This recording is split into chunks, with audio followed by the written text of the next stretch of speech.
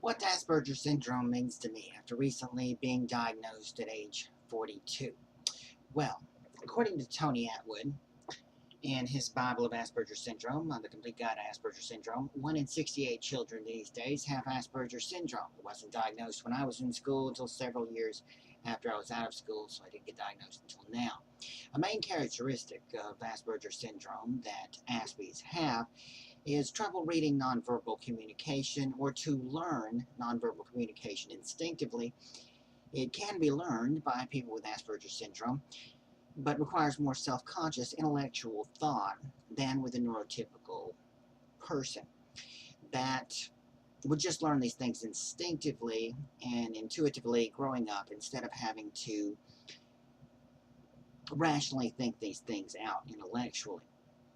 This creates the problem of being misunderstood by other people, misreading other people, and misunderstanding them. At least for me, this created the awkwardness, self consciousness, and massive anxiety. This in turn leads to social anxiety, social phobia, social avoidance, and in my case, school avoidance entirely. Because Aspies think out their social interactions, social relations are very tiring.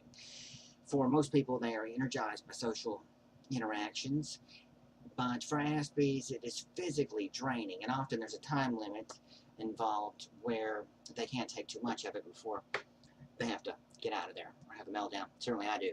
Most of this relates to me personally only. Also, because of this intellectual thinking component to standard social interaction, you get a number of side effects to one's personality. Um, Anxiety and worry are big ones for me, probably the most important. Sometimes you'll be looking back on conversations and mistakes of the past, and this will cause anxiety. And it's kind of like Charlie Brown would be lying in bed at the end of the day thinking about the mistakes he made and what a fool he's made out of himself. Um, that creates anxiety and fear for future social interactions and can promote social phobia. School refusal is not uncommon in NASBs and is usually due to anxiety. I did this with truancy in 7th grade. Bullying was a factor, but also I was overwhelmed by the noise and chaos of a crowded high school and had the logical fear of making social mistakes. Often misdiagnosed as behavioral or emotional problems as a child, certainly it was in me, as the Asperger syndrome didn't exist when I was in school at all. Uh, in adolescence, it often can get worse due to the social changes and pressures of high school and middle school.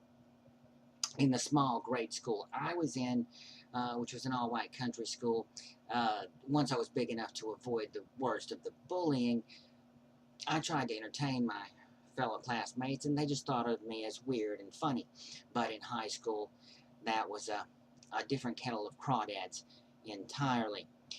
And another characteristic is that 20 to 60% of Aspies have vocal tics, vocal muscular uh, involuntary sounds that are produced or phrases that, although stress doesn't necessarily cause the tic, it can be made worse by stress and social pressure. Obviously, this in itself can lead to bullying, stress, and alienation. I have a sound that comes and goes, and you'll probably notice the kids said I sounded like a snake at school as a child.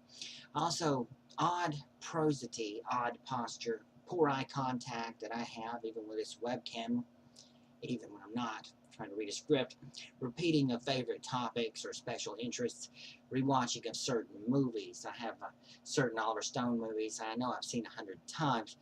Um, Aspies are also legendary for their inability to handle frustrations and having shutdowns and meltdowns when overwhelmed. Certainly, this happened a few times in my younger days. Poor motor skills and handwriting. Well, my NFL career was cut short in the Pee Wee League. I tell people it was my weak ankles, or else I'd be in the NFL. But that wasn't the whole story. Handwriting has been a constant teacher complaint. for me. One teacher even told me that they had to call an ancient Egyptian friend of his to help him decipher my hieroglyphics. It is still rather physically painful for me to write an extended longhand. This even led to a fear of creative writing and art, and I believed I was a bad writer. This only was remedied when I got a year of typing classes and a typewriter, and in college I learned to write pretty well, even writing all of my college girlfriend's papers for her at that point. Other side effects for me in particular are the tendency to be iconoclastic, to think differently than other people, to talk to myself often, and have an odd and varied prosody of speech. For instance, why when I read a script do I sound like Rebecca Watson? Aspies can seem arrogant because they approach problems critically and straightforwardly, instead of perhaps some of the small talk and social responses that are often mixed in when neurotypical people tackle problems in a group. I find Aspies are more to the point. Of course, Aspies could be arrogant. I've been accused of this. It's often a misunderstanding, though, and at any rate, arrogance is not the biggest crime unless you're a cop or the defense secretary of the United States. Aspies report a low self-esteem in regard to their physical and social abilities, but high regard for their intellectual abilities. And let me tell you what this leads to. This leads to some Aspies judging people by what they like in terms of art, literature, ideas, rather than what these people are actually like in terms of moral character. At least for me it does. Although some of these prejudices can't be avoided, this is not a good way to judge people. Also, you tend to sort of fetishize these ideas and culture, and it creates more alienation from people, and it creates sort of a world within a world, so to speak. When the reaction to Asperger syndrome is to achieve a social acceptance by acting and using predetermined social scripts, dedicated personas that isn't your real self, it can work. But it can also alienate you from your true self. And some personas work better in certain environments than others. Some don't work at all in the context that I've used them. For example, there is this annoying, fake machismo personality that I do. I don't know if it comes from overabsorption of hip-hop or overwork in security fields with truck drivers and in plants, but I can tell you it doesn't bring in the babes, and it needs to go.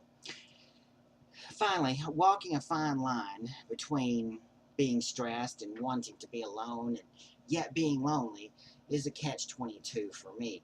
Sometimes having normal friendships, the few I've had, made me feel alienated in and of itself.